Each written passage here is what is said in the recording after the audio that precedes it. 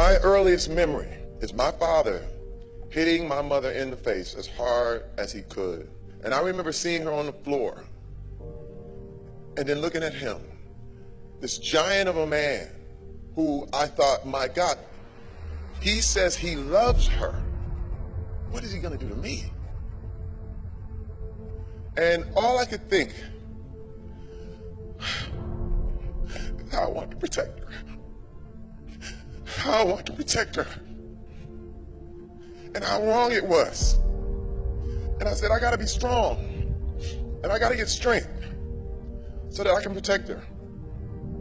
And every time he came home, we were scared. We didn't know. I literally wet the bed till I was 14 years old because I didn't know what was gonna happen. I would wake up to glass breaking, sounds, people screaming, and it was a nightmare. We lived a nightmare for years. And I remember my mother coming into our room and saying, we're leaving. Pack our stuff, we're out of here. And we would grab everything we had and we put it in garbage bags. And we'd tie it up and we'd wait to go. Then she'd come back in and she'd say, we can't go. We can't leave. Where am I gonna go? And I just remember feeling like, let's go anywhere. I don't care. We could be on the street. But she couldn't do it. And he went on, terrorizing us forever.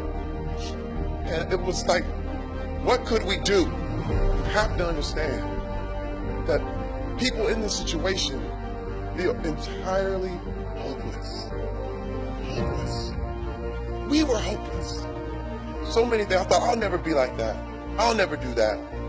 But then I picked up a lot of other damaging things that come from that trauma. A lot of other things that had been assimilated into my life. Here I am. As a man, I felt like, hey, it's my way or the highway. I remember times with my daughter Azriel, and I would yell at her as if she was a 30-year-old man. I constantly apologized, constantly called them and say, I'm sorry. I'm sorry. Daddy didn't get it. Daddy missed it. And that woke me up. It woke me up. It was this catalyst that changed my life forever. Because here I was, a very successful man. Very successful. But what you have to realize is that success is the warmest place to hide. Does not matter what you look like. It doesn't matter. Anyone, anywhere can be victimized. And no man, woman, or child should ever put up with being treated as less than a human being, ever. How did we get that far off? When people are looking the other way. When the whole thing is geared where you can't ask for help or you are going to lose your job. Or if you bring it up, how in the world are you going to afford an attorney in order to fight this case? You need three things in order to come forward with a lot of your damage and things that happen to you. You need distance emotionally, you need distance financially, and you need distance physically. Coming out with your story is probably one of the hardest things ever. And this is one thing I love about what Safe Horizon provides. It's a safe haven, this place to go, services that people need. And I'm telling you, this is my calling. This is more valuable. You know, I'm promoting the movies, TV shows, the whole thing, but I want to talk about this. I want to talk about this because it's fixable. Understand? This is something that we can be deprogrammed. We have to speak up. You can see it, but you have to show people you are changing the world.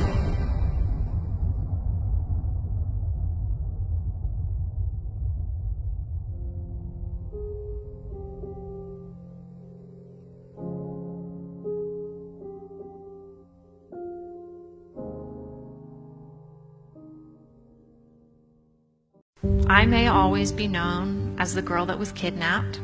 The day that it happened, he'd broken into my home. He had taken me out my back door, taken me up into the mountains behind my home. And almost the first thing he did when he brought me into camp was he had his wife come out and he had her change me, and she tried to sponge bathe me. And then she stepped away and he came in. And that's when he told me that I was now his wife and that it was now time to consummate our marriage. Well, as a 14-year-old girl, I remember just stopping and thinking, wait a second. And I had this thought of what he could possibly mean. I had it come to my mind. I remember thinking, no, that's not possible. One human being couldn't possibly do that to another one. No one's that evil. And I quickly found out that yes, as a matter of fact, there are people out there that are that evil. And the morning after I was rescued, my mom gave me the best piece of advice I've ever been given. And I'd always listen to my mom's advice. I'd always try to follow it. I fall short of it probably far too often. She said, Elizabeth, what these people have done to you is terrible. And there aren't words strong to describe how wicked and evil they are. They have stolen 9 months of your life away from you that you will never get back. But the best punishment you could ever give them is to be happy, is to move forward with your life, to do all the things that you want to do, because by feeling sorry for yourself, by holding on to the past, by reliving in it, that's only allowing them to steal more of your life away from you. And they don't deserve that. They don't deserve a single second more. So you need to be happy and you need to move on with your life. And I remember leading up to the trial, I was actually very nervous to see my captors again. I hadn't seen them in person since the day I was rescued. And I didn't know how I was going to react. They brought Brian Mitchell into the room, and he still had his long beard and his long hair, but he was shackled with his hands around his waist and his feet, and there were 2 guards on either side of him escorting him into the courtroom. And I realized in that moment that I had followed my mom's advice, that I didn't need to be scared of what he would make me feel, because I realized that he had no power over me anymore. And I remember how empowering that felt to me on the last day of the trial, when the verdict came in that he was found guilty. I remember the judge looking at me and asking me if I had anything to say to him, and I do remember just standing up and saying that he had no further hold on me, that he never would, and that I was going to live a wonderful life. And if I didn't say that in words, I certainly thought that.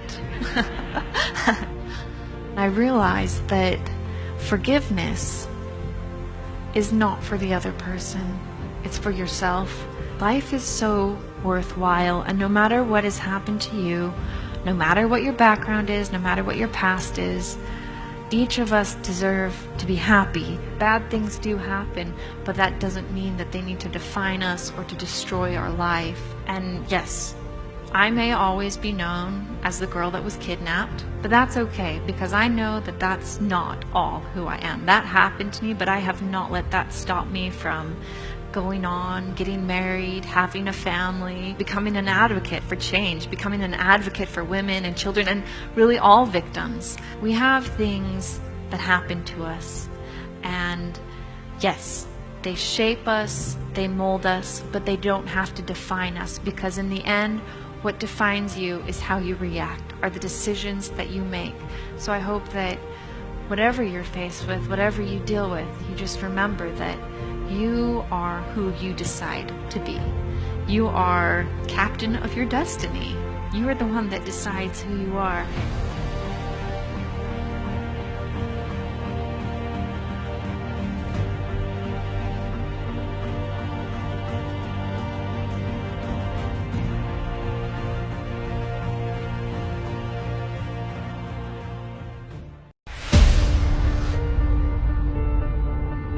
The case against Chris Brown and Rihanna, and we're finding out this is much more serious than any of us had anticipated. And it happened to me in front of the world. It was embarrassing, it was humiliating, it was hurtful. I was resentful, I held a grudge, I was dark, I was angry, and it was coming out in my music, it was coming out in my shirt, my clothes.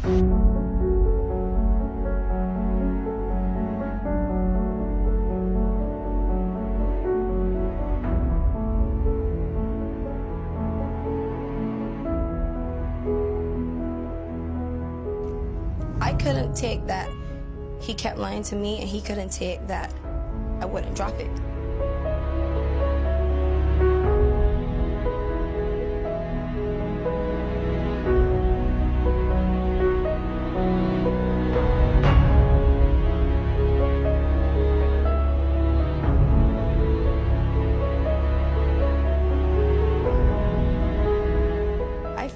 with that person.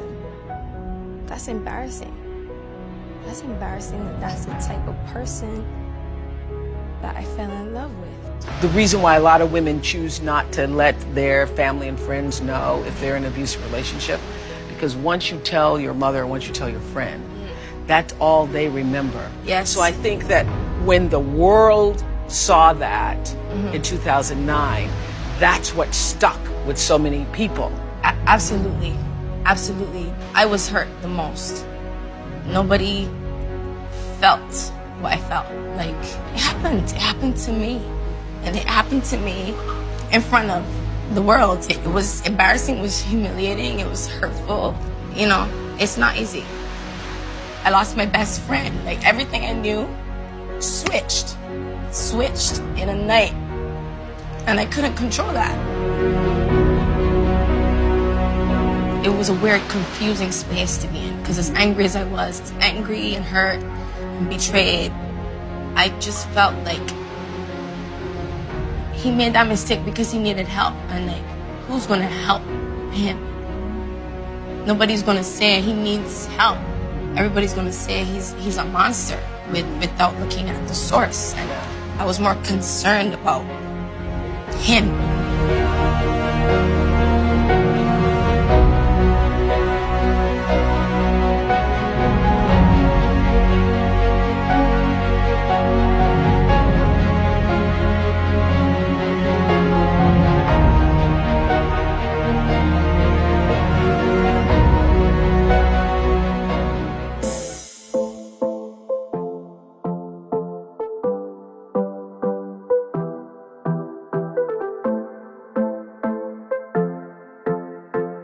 Also, it's pretty natural for that to be the first reaction. It's completely normal to go back. You start lying to yourself. The minute the physical wounds go away, you want this thing to go away. This is a memory you don't want to have ever again.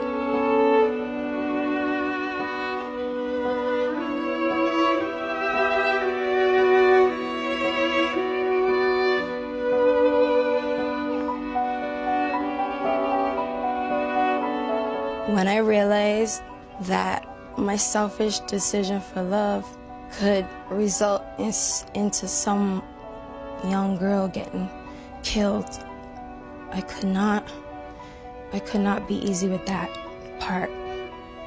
I couldn't be held responsible for telling them, go back. Even if Chris never hit me again, who's to say that their boyfriend won't? Who's to say that they won't kill these girls? And these are young girls, and I just didn't realize how much of an impact I had on these girls' lives. It was a wake-up call for me, big time. This happened to me, and it can happen to anybody. And I'll say that to any young girl who's going through domestic violence. Don't react off of love. F love. Come out of the situation and look at it third person and for what it really is, and then make your decision, because love is so blind. He didn't accept that very well.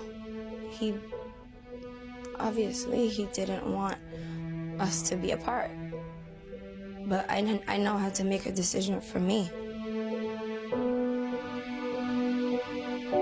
All kinds of emotions started happening after that. All kinds of things started making sense. I thought I hated Chris. What it was is I had to forgive him. And the minute I let go of that, like, I started living again.